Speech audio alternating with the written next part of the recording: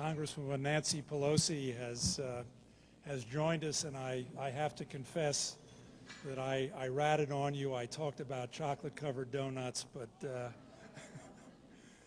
we are delighted that you could be with us, and we hope you say a few words, please.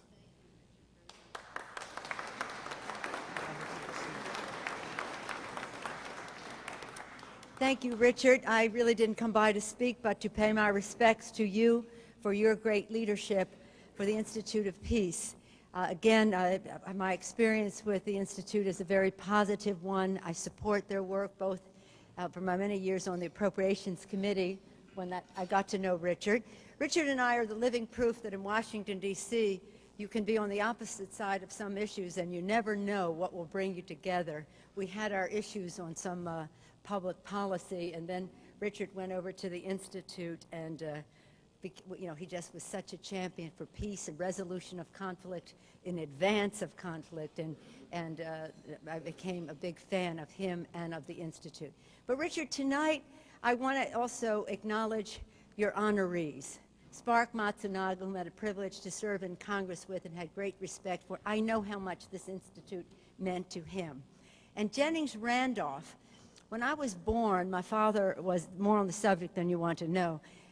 My father was a member of Congress from Maryland and an appropriator, and Jennings Randolph, all those many years ago, was the chairman of the Appropriations Committee. Can you imagine how long ago that was? And my father was a chairman of a subcommittee of appropriations. They were very, very good friends, and Jennings Randolph was a legend in our home. In their later years, they used to enjoy going, I'm from Maryland, they used to enjoy going to the track, and so I would see them enjoy, anybody who knew Jennings Randolph knew that he enjoyed that from time to time, and so I would see them, see their friendship, see why he was so admired, and I know, again, how important the Institute was to him. It's so appropriate that you are honoring them posthumously. How proud they would be of how the Institute has grown, what you have accomplished, and the magnificent people you have attracted to support your leadership and your efforts, Richard. So congratulations to all concerned. Best wishes to you over and over again, Richard. It's just wonderful. Thank you so much, with great admiration. And we're going to figure out.